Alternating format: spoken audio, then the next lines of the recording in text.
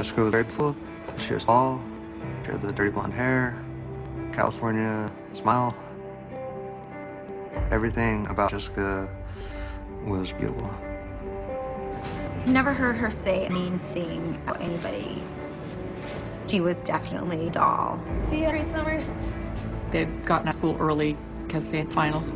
Hi, is Tammy there? She told my cook that she did not have her key, but she was going to go to her friend's house. Hey. Jessica wasn't home when I made it. I don't know where she was. This was a 14-year-old girl, and there was nobody there to help her. I can't imagine the pain of a family wondering who did this.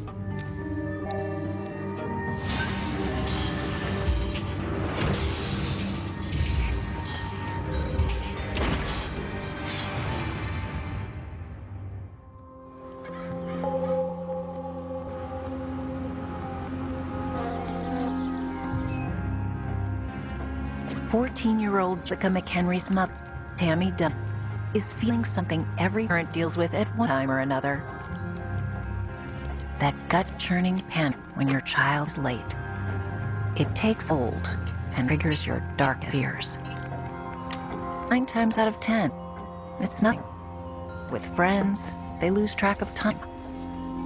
Right now, Tammy's trying desperately to convince herself that's what's going on with her daughter.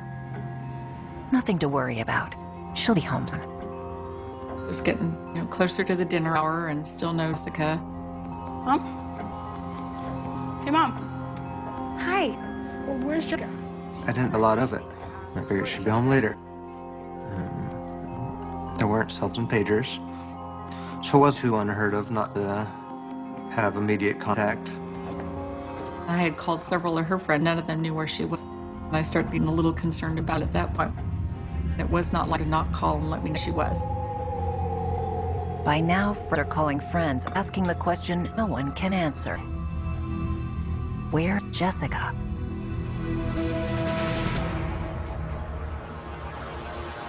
Over the next few hours, Tammy refuses to stop believing there's nothing to worry about. By the time her kids are off to bed, that becomes impossible. I'd like to report a missing child. As the rest of the evening wore on and we never heard her, something very definitely was wrong. I don't think any of us got very much sleep night. She wouldn't be getting any sleep if she had an inkling of what's going on 10 miles out of town. 8 hours earlier, Lance Comer and Jerry Sanders are cruising through the California hills when suddenly they spot something troubling. Man, see that up there? Yeah, smoke. It's wildfire season here in Northern California, so when you see smoke, you have to act fast. Maybe they can put it before it spreads. What find over that hill is far worse, brush fire. In fact, it's worse than anything either of them could ever imagine.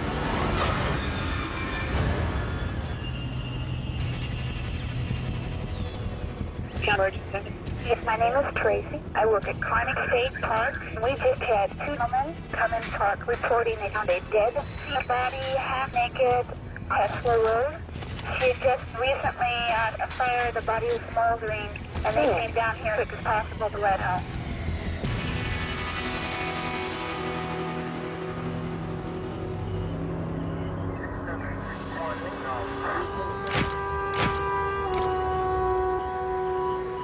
The Alameda County Sheriff's Department gets called to a lot of gruesome sights, but nothing comes close to the horror waiting for investigator Frank Silva. This tree. When I got there, the body's laying on the field. Her upper torso was clothed, but badly burned. Her face was badly burned. Hair. She was nude from the waist down, except for her socks still on. No identification on the body. We had no idea who she was. This field off Test Road is the very definition of remote. Whoever dumped the body must have thought no one would stumble upon it for a long time. There's an iron gate that leads in the area she was found. And the padlock to the gate was on the ground. But that's about it. This is a tough scene for investigators to process. A teenage girl meets a horrific end on their watch. Solving this one is more than their duty. It's now their mission. Whoever did this, it quickly and was gone. I'm gonna have to ask you if I... Silva wants to know everything the two guys who found her remember. They said that they saw smoke coming from the area, so they thought it was just a grass fire and we're going to stop and see if they can put out. One of them said that when they first got up, the flames were 2 feet high. The other one said there's no flames at all, there's just smoke. That seemed a little strange to us. Okay, George. After what they just saw, it's understandable the bit's shaken up. Still, investigators fought these two under persons of interest. You guys free to go? With that, the day ends with two very urgent questions they'd answered. Who is she? And who's responsible for the evil committed? Next morning, Tammy Dunn faces the same scenario as the night before. Her daughter, Jessica, is still missing. And after police receive the coroner report, she'll know why. The court gave me a little necklace Jessica was wearing at the time. So I took the necklace with me to Jess's mom's house, and I had the unfortunate news. I think she kind of knew when we walked in that something was wrong. She didn't know the extent of it. There's no good way to deliver news like this. When I showed her the necklace, that's when he broke down. It's the most heartbreaking part of the job.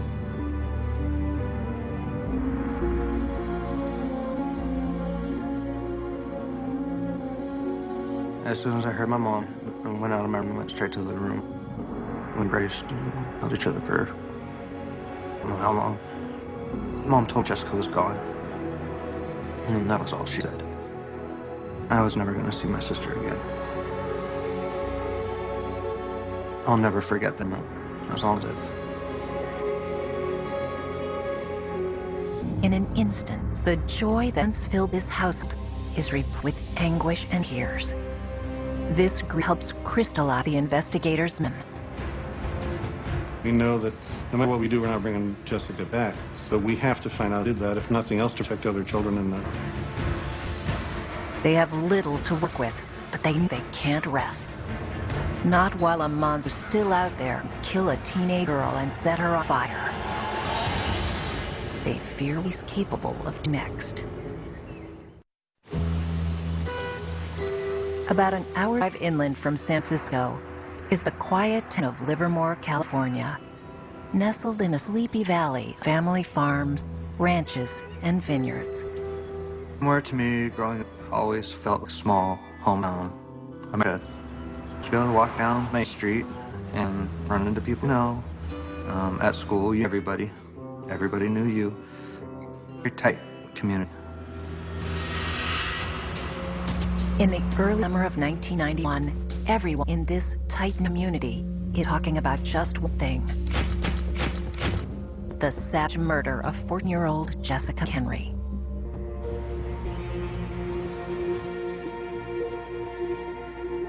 Few people are hit harder than her close friend, Ro. The last school was really tough. That was the day after we found out that she had killed. I remember just crying. I was scared knowing that somebody in our community could do this to her. Nobody thinks that your friend is going to be killed at age 14. It was just happy-go-lucky, carefree kids in Livermore, just trying to grow up.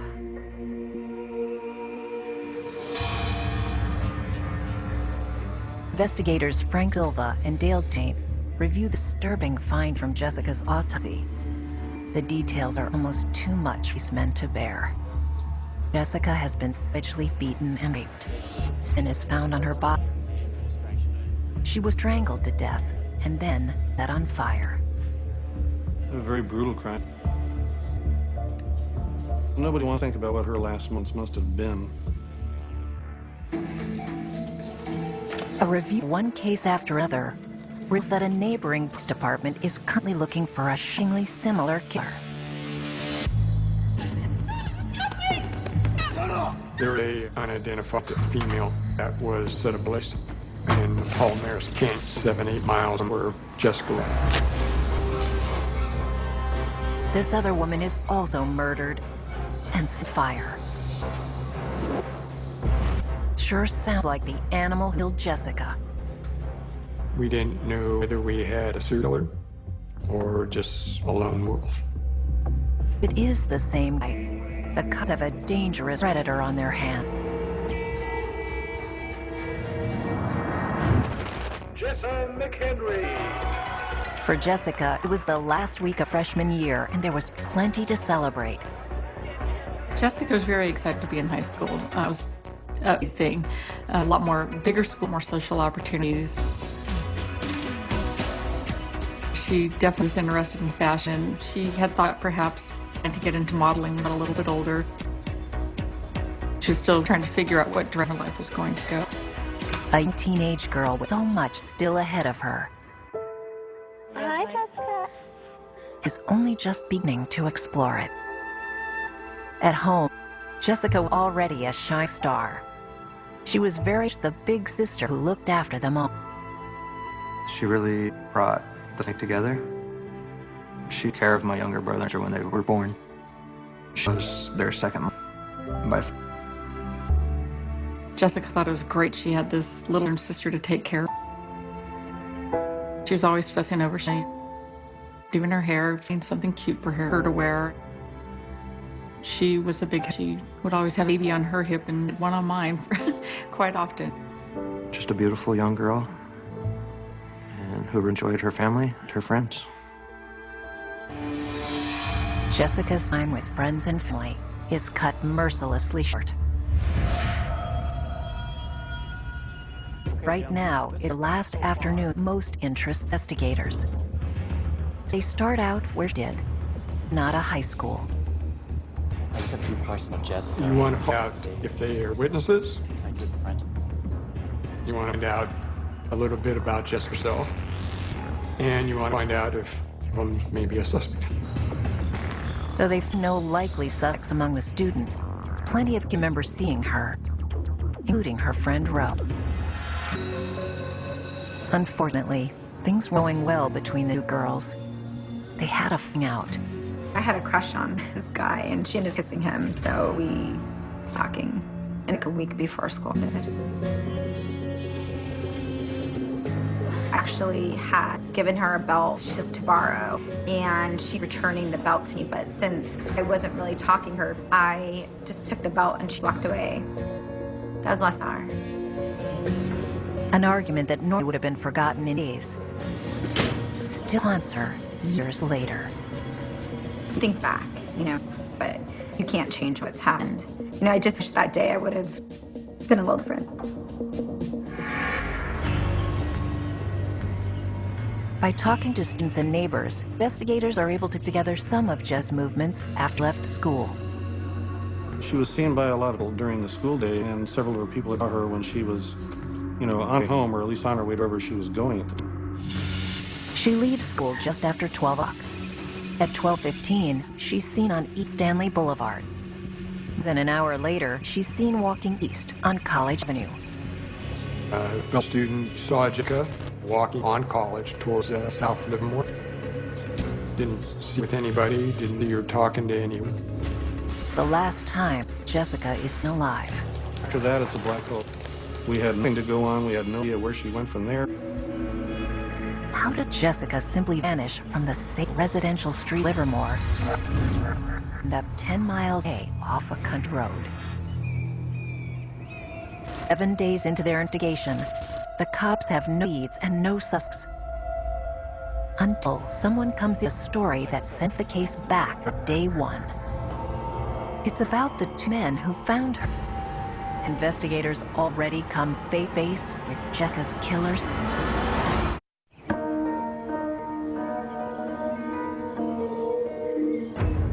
It's been a week since the shocking murder of 14-year-old Jessica McHenry, and investigators Frank Silva and Dale Toussaint may finally have what they need to crack the case. The director of a Livermore funeral home brings an unsettling story. So what kind of boys with? A local funeral director said that, yeah, these two guys that came into the mortuary, they were asking him several questions about cremation. Then they started asking him specific questions about Jessica's case. And he got a name from one of these guys that came in? The one to stick in my head was Lance Ishcomer. Lance Ishcomer claims he found Jess' body on fire. So what does he want to know? How to burn a body? It furthered suspicion that these guys might be involved a lot than we think with them. Is it natural curiosity, or is there a hidden motive? What really brought them to that field off Tesla Road? What exactly did you?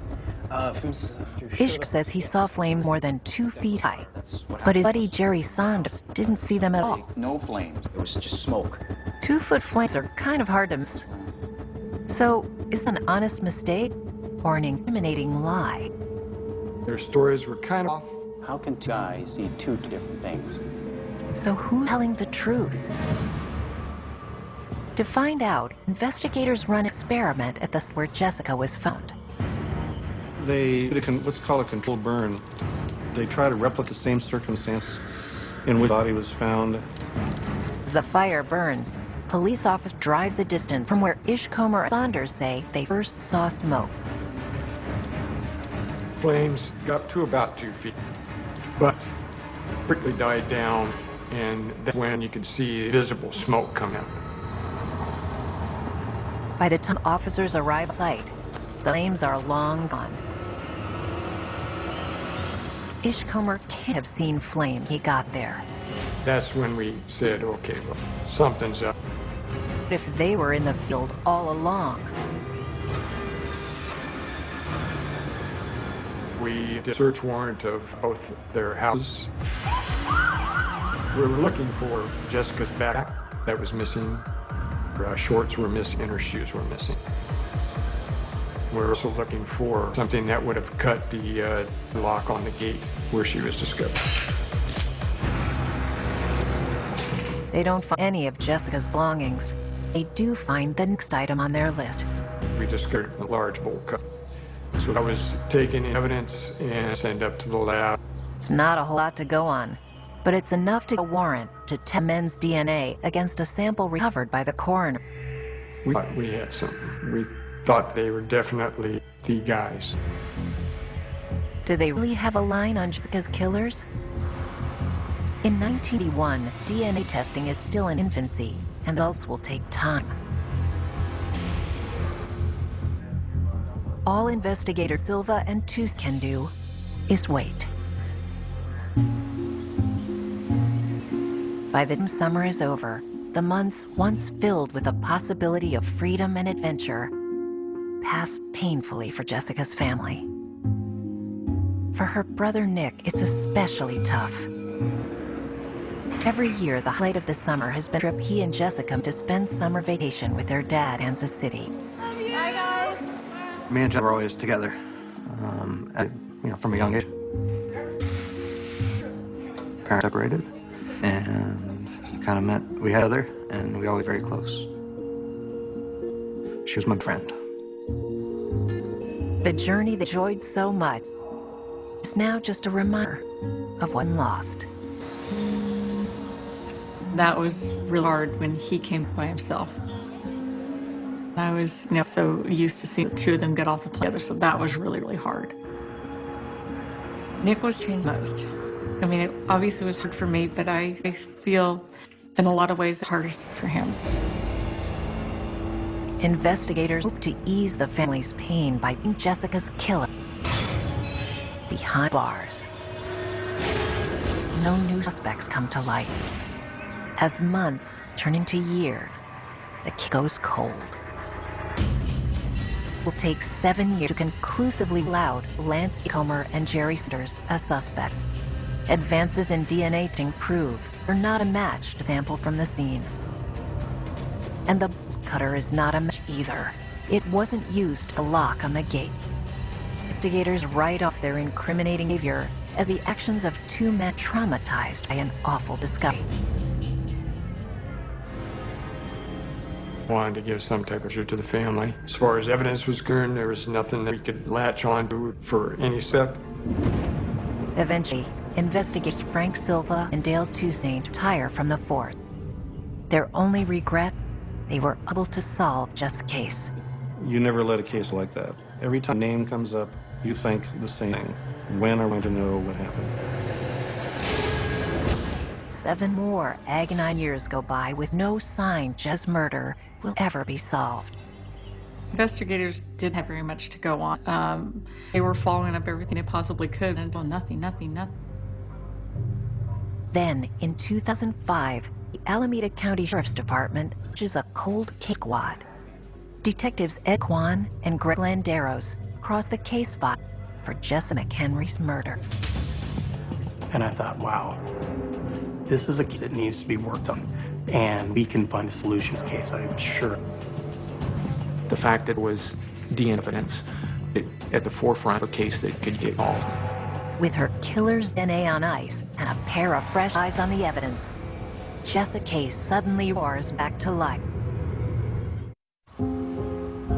They say time heals all wounds, but it helped get over the loss of a child. For 15 years, Jessica McHenry's family waited for her case to be solved, without ever giving up hope the killer will be caught. All they want is justice for Jessica. It's really important for families to have closure. During all those years, it was always, who could have done this? Who could it possibly have done? I was always hopeful that someday we would know. Much of that hope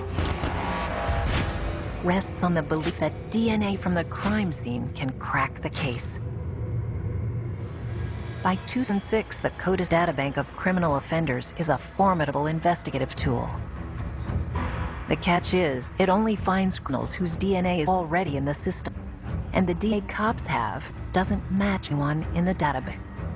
He had DNA, so our suspect may be slipping through our fingers because he might not have been the National Database. The person responsible for Jessica's rape and murder has evaded justice for a decade and a half. So cold case detectives Ed Shaquan and Greg Landeros take matters into their own hands. They build their own database. I felt it was my job to find anybody potentially could be involved in this and obtain their DNA. What Ed and I did was compile a list of over 150 people who had violent pasts, people who had sexual assaults in their history. If their DNA wasn't a data bank, we're going to get it. To hunt down and collect DNA from more than 100 violent offenses is not a job for the meek. We have done some creative things to get people's DNA. One by one, they track them down on the hunt for the sample they need. Whether I had probable cause and did it through a search or a subpoena or a quarter, or surreptitiously following somebody around with a bag waiting to collect a red butt. After months digging for potential suspects in old files and tracking down, they come across one candidate that looked a perfect fit. I came across a report from 1990, a year before Jessica's death. It's a case that was never brought to the attention of the original investigators. A 15-year-old girl attacked on her way to the same high school Jessica attended. Wanted to track down this victim and much more detailed scent. Start beginning. There's this grass on the side of the road. She tells us the story, and it gave me chills. What he was doing, and I tried. He had absolutely no idea who this guy was. It's pretty hard to get lost around here. He asked her for directions. Okay. The next thing he knew, he had literally dragged her backwards and forced her into the truck.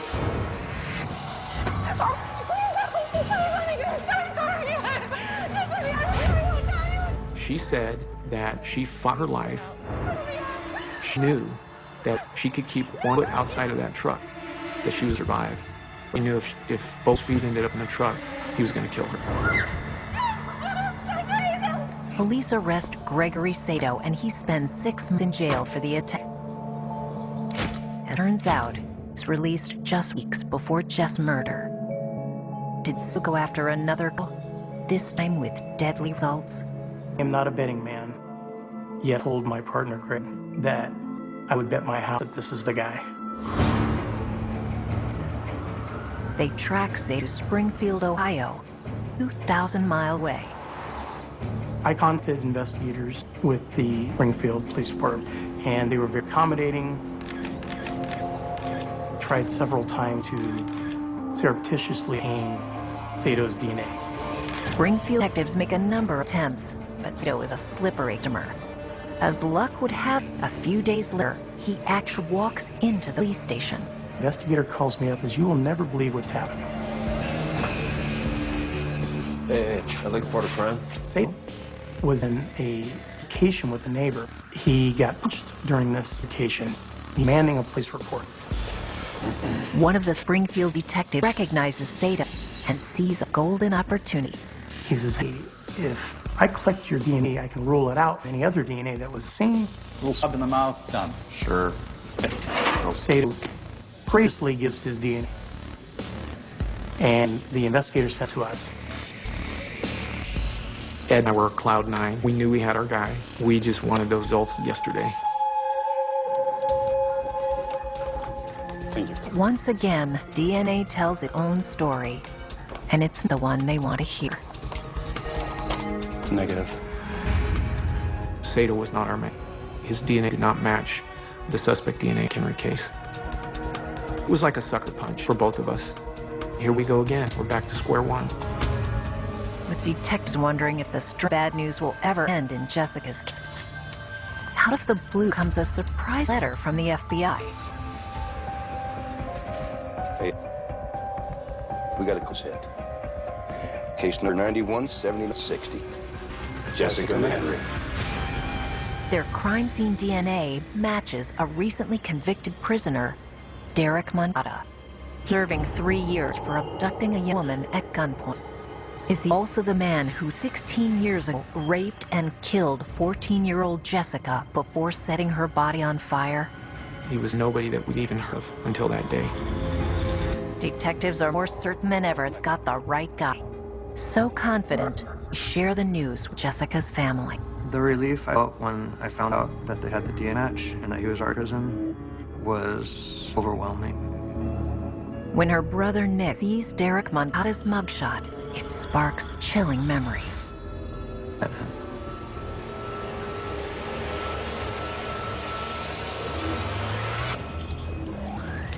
was at my friend's house one day, and his brother was there with his friends.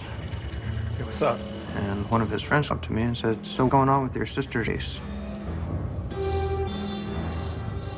And I instantly broke down, crying. And then years later, come to find out it was him, whose DNA was my sister's body. Now detectives are determined to have Moncada charged murder and put away for good. When we get DNA hit, the case isn't just solved to take it to the district attorney. There's a lot of investigation that comes after that. That may be a stretch, but when you think about So our first task was to interview anybody that knew. According to witnesses, at the time, Moncada was a senior at the same high school as Jetta. And then everything about him was trouble. Every person that we spoke to about Derek had nothing to say about him. He was very violent, sexual. Most of the time it's when he was using methamphetamine. A rage fueled by crystal meth transforms Moncada into a hyper-violent fiend. There were at least 3 girlfriends that he had mentioned murdering somebody to. But this interesting comment from a person told us that Derek about setting a girl on fire in his sleep. And at one time he kept talking about, "I got a burying in the body." Fire. Derek. She questioned him about it later, and he denied it, and she never brought it up again. All these accounts paint a frightening picture of a great and dangerous man. Derek Moncada is an evil animal. After years of hiding in the shadows, can detectives finally expose him for what he truly is? Do you remember a girl named Jessica McHenry? 16 years. That's longer than Jessica McHenry's entire life. But that's how long it takes for detectives to pick up the trail a man DNA says is her killer, Derek Moncada. We're anxious to meet him face to face. They confront him, looking for the confession will assure he's convicted.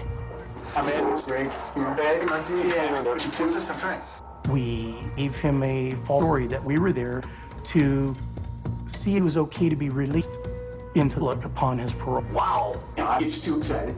It's too late. We had a very pleasant introduction, and we just started talking to him about insignificant stuff.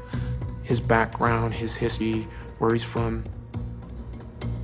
There were some very interesting statements that were throughout that conversation. How were you on meth? That breeds kill. I'll tell you that, right? Hair stood up on the back of the neck. I think at that moment, he reflected on what happened with Jessica and why it happened. At that point, we presented Derek with our case. Do you remember a girl named Jessica? Jessica. Ed pulled out a photo and point blank showed it to Derek, said, "Have you ever seen a girl before?" And Derek said no. His bond was changed, his demeanor changed, but he continued to stare at that photo. You're kind of staring at it. I don't remember. Okay, so even though you're really looking at it, nothing's coming back. We heard to see that evil monster that he is deep down inside, because he was a caged animal, an animal that was cornered, and he didn't see any escape. Detectives want that confession, so they push harder and lay before Moncada what they believe he did to Jessica on June 11th, 1981. This was the last day of school for Jessica, and school let out early. I forgot my keys. She realized before she even left school that she wasn't able to get in the house. Her mother was able to get a coworker, left a message to her mom that she was out. That's the last time anyone hears from Jessica. Is Moncada driving around looking for trouble? The only for sure is that he finds her. Hey, sweetheart. Where you headed? Need a ride? No, it's okay. All those girls said that Derek was using methamphetamine, drinking. He became violent. Whether he forced her in the car or coaxed her into the car, the minute he made contact with Derek, her fate was sealed. You can help someone else. It's okay. Come on. No, it's okay. Leave me alone.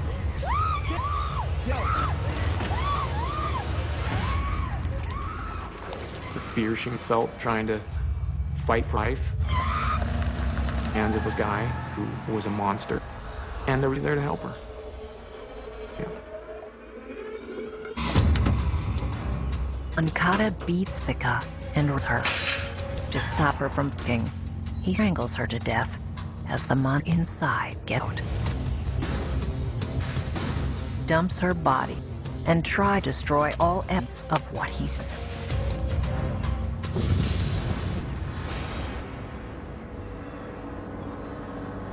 I'm refusing to answer any more questions, and I'm saying this matter.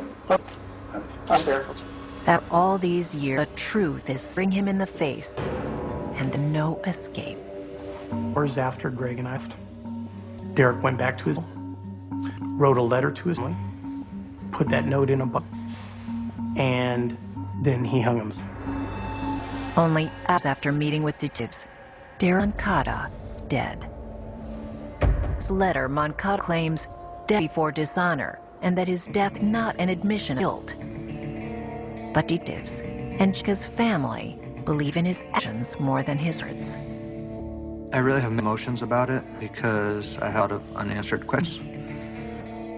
But I also feel like it's best that those questions aren't answered. In a cruel twist fate, Moncada is buried in the same cemetery not far from Jessica. To find out was just devastating. Nick feels he can no longer go to the cemetery, and that just tears me up to that that wasn't away from him. It was like he lost her twice. As heart-wrenching as it is, Nick finds his own sanctuary where he can remember the good times he shared with Jessica. We were at a home in Livermore, in the neighborhood I grew up in. I love here. It's at a park. I used to hang out when we were kids. And so I spend my time there. I often think about what would it be like if she's still alive. I think Jessica would be much the same as she was. I know her family still would be very important to her, that she would be involved in everybody's life, would be close to all of us, especially her sister and brother.